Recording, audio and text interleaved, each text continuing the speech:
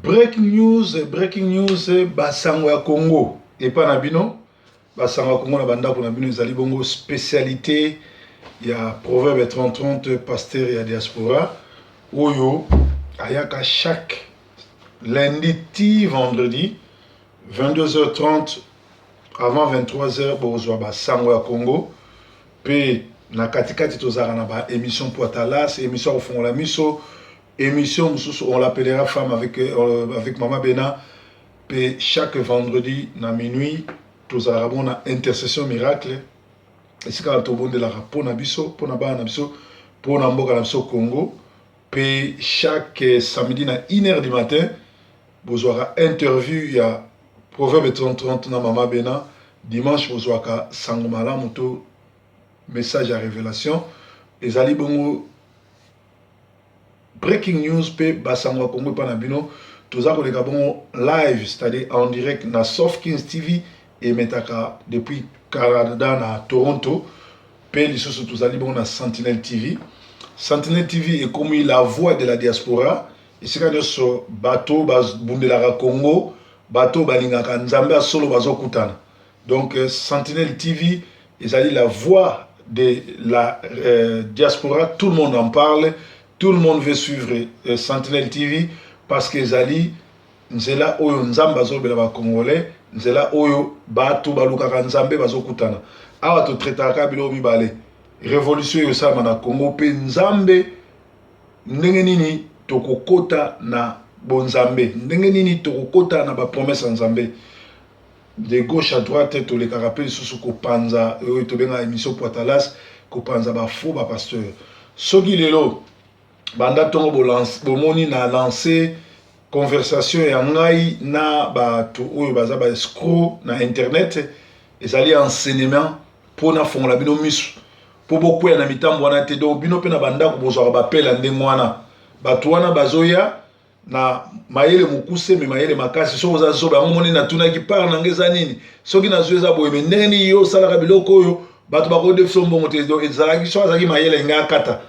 Parce que ça m'a aidé mon cousin à comprendre que na découvrir que amu yibi azoninga yiba ndé na koma ikosa la sikoyo ki Colombo inspecteur Colombo ko tuna ba question pona meka ko yiba mayele na ye. Donc ezali batumo ba batolokuta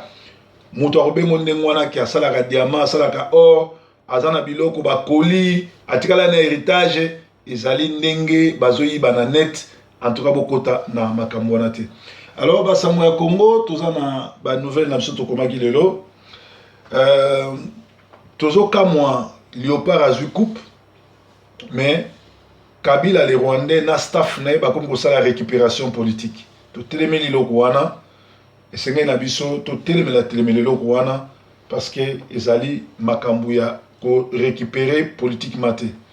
Bande kolanga batebele ba bengi balobi proverbe to sepeli na ba message proverbe to sepeli na réalité na vérité na sang-froid en tout cas tout ça simana yo eza malam na sepeli penga pe na sepeli ndenge bozo benga ndenge bozo tuna ndenge boza vraiment ko travailler na ensemble na kumisi nzambe parce que musala o ngamo na okokango te tout ça mana posa tout ça la forme ko munene pour nous libérer Congo, puis fromora munene pour nous commémorer église de réveil parce que jusqu'à présent et tout bozaro église de réveil et ça n'a jamais église de réveil parce que église de réveil c'est église à bolamuki christianisme ezali mouvement ya révolution ezali mouvement oyo ezo ya ko révolter bato. Alors, si on dit que le christianisme, aza mouyibi, aza escroc, aza violeur, aza franc-maçon, aza le christianisme, aza une église à Rolala. Alors, christianisme est vraiment un bandit, donc église de réveil et memaka bolamuki. Donc, proverbe 30-30, a memel bino bolamuki. C'est ça le vrai réveil. Donc, na Congo, église à réveil et bandit sikoyo. Oh, tout boye baki wana, ezaki na réveil, ezaki lukuta, ezaki kolali sa topongi. Alors,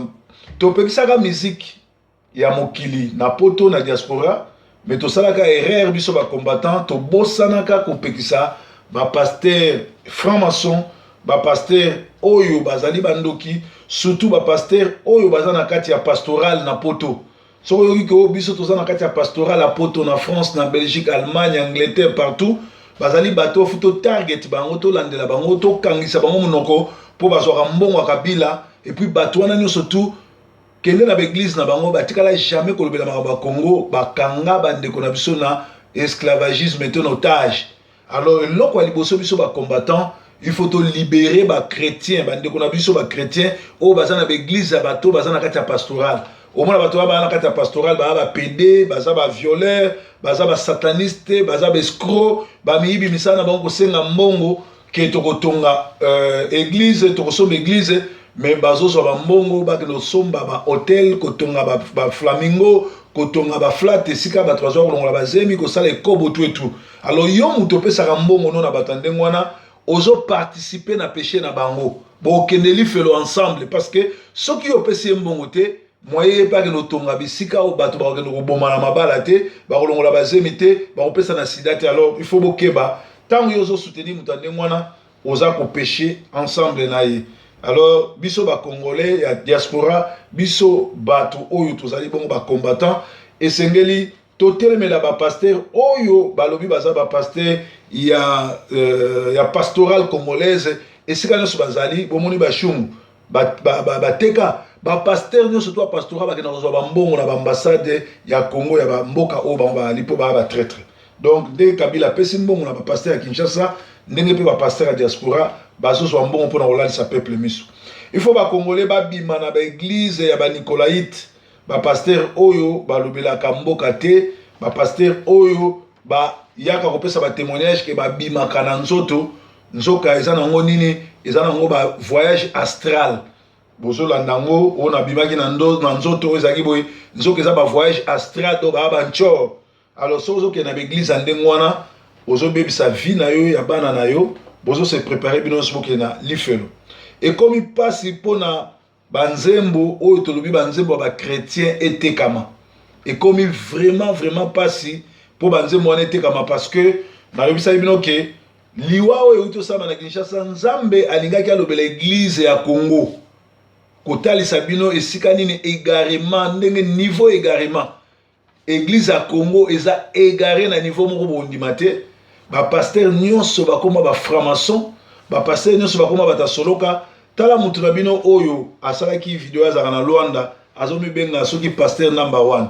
azaki kacher atiki bakisi te a comprendre place bien kolia mbongo ezana ki pastora ayena bakisi na ye na botutu na ye na ndenge azali amikomisi pasteur mais azali pe aza toujours ne aza pasteur number 1 mais akendaka ba concert awera azali mundimi awera agandaka wera tina ba concert c'est-à-dire azali nanu na kati ya franc-maçon. Alors batande ngwana tokolanda bango po te po nanu ba bongwami te. Alors esenge na bino boye ba biloko wana eza ndengwana banzembo lokola ba Mike Kalambai ba Shabani ba Lombongo ba José Nzita ba Atoms ba Moulage ba Emenkanu ezali banzembo moko bosomba kango te po ekokotisa bino na lola te. Banzembo bato wana eza ndenge moko na ozoyoka no tchala mwana ozoka mbili ya bel ozoka banzembo ya bato wana. Donc babongwama te bazali banganga bana minu kisi tina minu to rozwa ezaka ndenge moko ozoka zaiko eyinkisi magie ndenge moko na bato wana parce que simba bakisi bazali bongo kosalela kombo ya Yesu menacé bazali bato soloka. Je crois moi si ya Deningonde ayebisaki bino ngo soki mwasi Matu Samuel ayebisaki bino ki bato wana bakendaka na ba cimetière ko invoquer ba mort, c'est-à-dire ba musique wana bobetaka eza musique ya nzambe te basalela ko mwa nzambe me baza bato na nzambe te. Tozwa mutu lokola Emenkam aza na grand libobi libabe te me libobi yoyo il faut aluka basali na nzambe ya solo ba délivrer Emenkam moko ya bato o débat ba format grand libobi mwasi nyonso to azwaka babotolaka ye aya na Angleterre awa ayiba passeport ya producteur na ye bapesi ye visa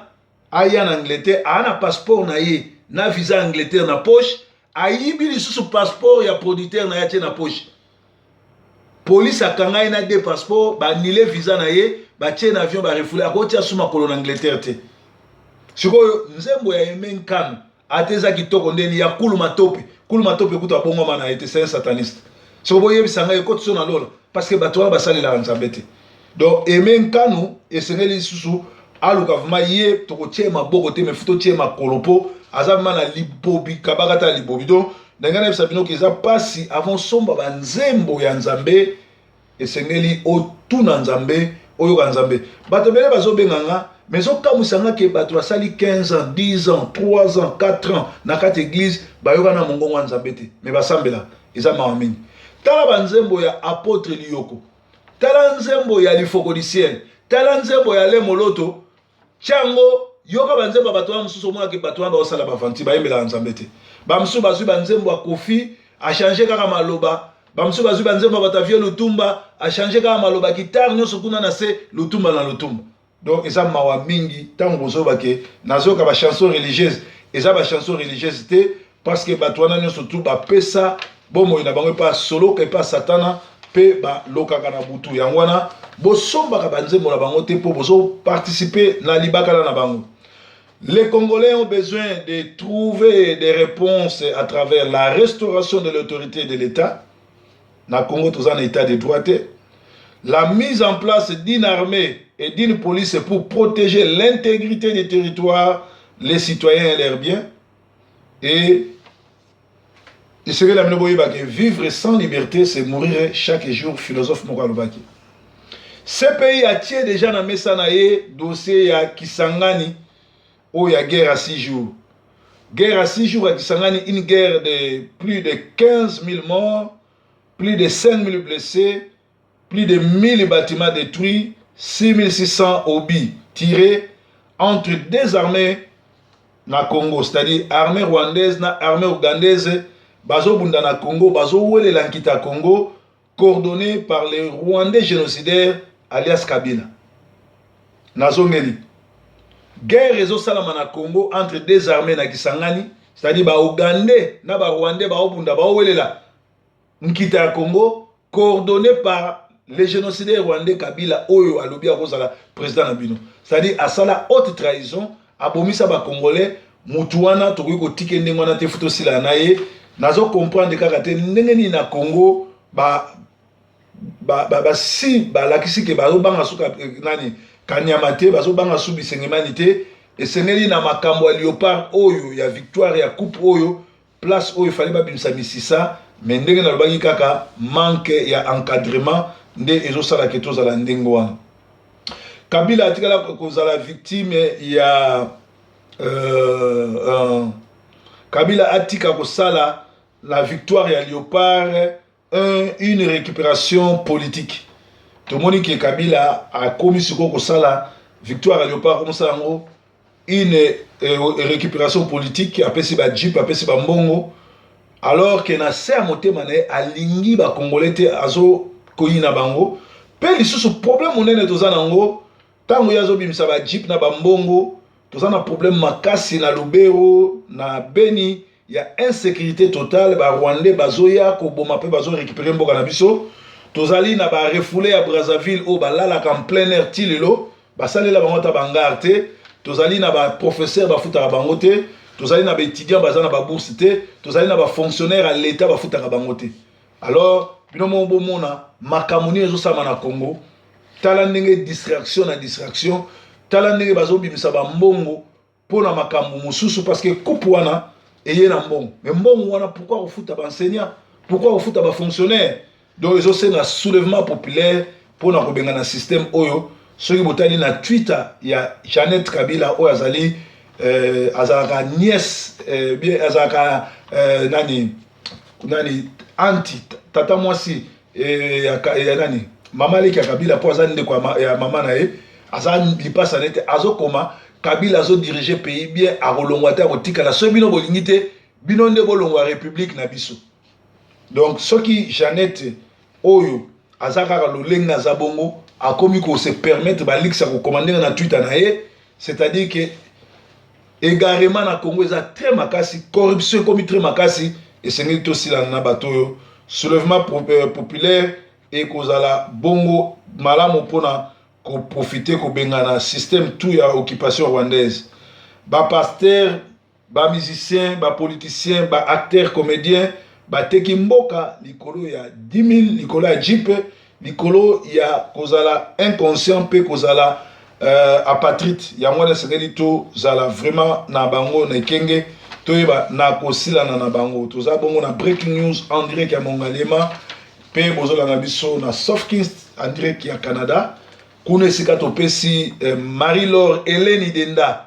mbote mingi oyaki a osimbaki grand touche pe bilakeli mabe ezokolanda yo Marie-Laure Hélène Denda oyo asalaka ba video ya buzoba oyo azali ko soutenir site oyo tobengi ya Congo Mikili oyo ezali site ya ba collabo oyo bazwi mbongo ebele pa Kabila pona ko distraire bato na ba chroniqueuse impidique oyo bakotisaka esprit égarement esprit ya satanisme esprit ya sorcellerie pe esprit ya ba mari na ba femme de nuit na bato balandaka ba beloko na bango baza bango moko te baza na Kazarema bazali na pain du soir oyo ezali site ya ba sorcier eloki bato ebele na Germanie bato ebele bazwi liboma bato ebele bazwi kindoki bana ebele misala na bango vi na bango ebebi na kolandaka radio pain du soir alors bokeba alors bravo na bana kini ndenge bayembeli Kabila ami yebela mande sili fo atambola pe baboyi kotosa mibeko kanyama badefie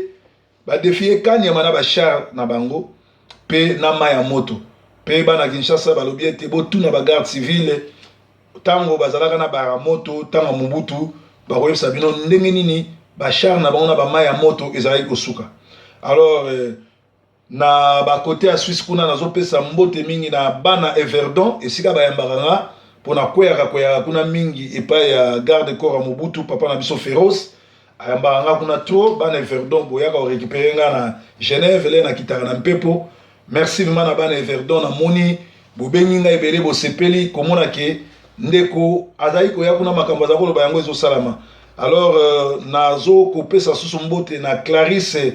Maweja na Brésil na mobile na ye Pablo Mofobo alors bana nyonso to ya Brésil soki boza na posa na nga représentante na nga ezali Clarisse Maweja na Pablo Mofobo na Brésil esika bozali na bosali te leki na nga mobali Ali Kevin aza kuna mbote mingi ye aza français asalaka kuna nzamba pambole esika azali alors bana Brésil boza kuna bozotungisanga na Brésil bolingi makambo na nga bokende epai ya Clarisse Maweja azali kuna na Brésil aza représentant na nga alors basangwa Congo tolobaki ete congolais telema soulèvement populaire eza très important pour nous bengana système oyo tu ya ba rwandais eloko ko libérer mboka ezali biloba lobate mais ezali ba vidéo te mais ezali bonzambe na mayele alors to sengaki na bato nyonso tu oyo mutu esalaka bien te o ba mwa mayele muke bakangana munoko batika buzoba totiki bonzambe sala pe totiki mayele sala parce que makambo ya Congo eza makambo moko spirituel ezosenga ba pasteur basali na nzambe ba oin de Dieu na ba oyo batanga classe basangana pona ko libérer mboka alors sans effusion du sang il n'y a pas rémission du péché nous avons vaincu le diable par le sang de Jésus mututu azoboya baptême d'immersion na ba sang ya Jésus azali moto na mokila molai moto wana bobe bananaye bozala sous camarade na été breaking news masolo ya bana mboka na kebi susu pour la dernière fois famille waka bokebisa mwana na bino ya mobali oyo nga na yebi ete aza fanatique na nga aya na ndako na nga koluka kozwa crédit na yamba est très bien toyokana na pesa ya compte na nga atia 3500 pona libérer Jeep ya Touareg oyo ezaki na valeur ya 5500 alors l'air akomi kopesa mbongo ndambu apesaki mbongo esalaki nango kaka 2500 do akokisaki 3500 te nde na ayaki ko canceler marché nazaki nga moko te po ayaki abengaki bato to abandundu ya Manchester bayaki na ndako na nga tosolola ba natalisi bango ba email natalisi na ndenga za kotia mbongo natalisi na ndenga kokokisa 3500 te alors nga pe na komaki kozongiseli ndenga azali kotia alors soki azolobaki na melai mbongo te akeba bozana ba problème nanu ya kindoki papa na bino na mama na bino batia bino na singa molai bozo kufaka moko